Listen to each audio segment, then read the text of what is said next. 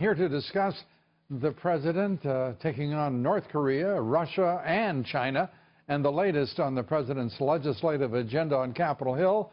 Joining us tonight, Congressman Ron DeSantis, member of several key committees, including Foreign Affairs, Judiciary, Oversight, also a member of the Freedom Caucus. Congressman, good to have you with us. And first of all, I would have to imagine you're pretty excited about the quality of the speech that the president gave today. And his focus on issues that are the most important of our time. Without question, I think his strong endorsement of Western civilization, particularly against threats such as radical Islam, was really Churchillian. I thought it was a great moment. But he also coupled that with a warning about the threat to Western civilization from forces at home, and he identified creeping statism and growing bureaucracy. So in that sense, I thought he was really hearkening back to Alexis de Tocqueville, who warned about those dangers when he observed America in the 19th century. And then I think the strong support for NATO, the strong warning to Russia, really just serves to confound all his media critics here in the United States. And I think the telling sign that it was a successful speech was the media reaction. They didn't really know what to make of it. That tells you he hit it out of the park. Yeah, and I think you're going to see dour faces on national left-wing media types broadcasting from Warsaw for the next couple of days, because he's put in motion a considerable momentum behind what promises to be a very productive meeting, whether it be with Xi Jinping, President Vladimir Putin, or the G20 itself.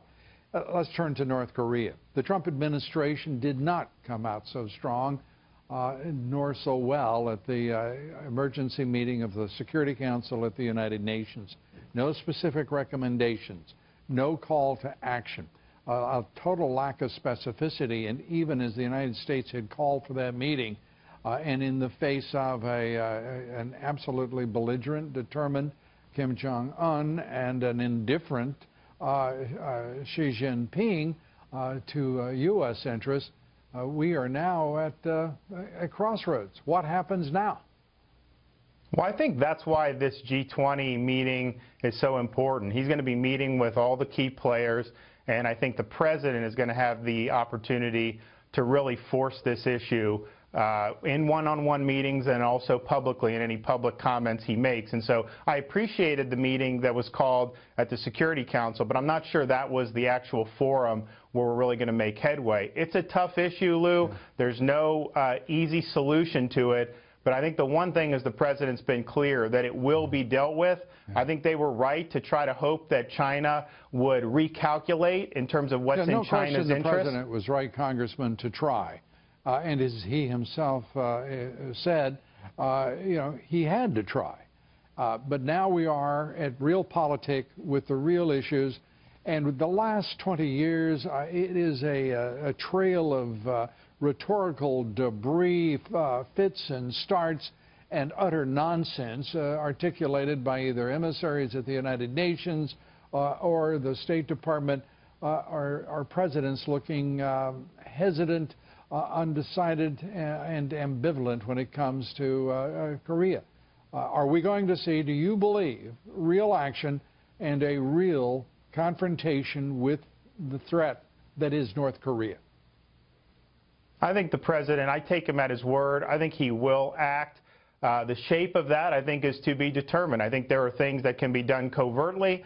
I think, obviously, we can marshal more military force in the region to send a signal, and I think send the message to Kim Jong-un that there is a credible threat of force on the table. You hope you don't have to use it, but I think in the absence of that, if Kim Jong-un just thinks this is the same thing as you identified for 20 years, then he knows how that game is played, and he'll play it like a fiddle. So I think the calculations need to be changed for both China and North Korea, and I think this president understands that, so I think he will act.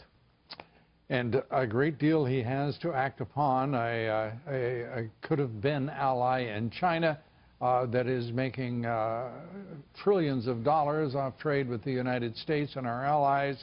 A Russia who tried to intervene in an election got, as best I can tell, only as far as the Democratic National Committee. We'll have to see how this all unwinds. Congressman, good to have you with us. Ron DeSantis, we appreciate it.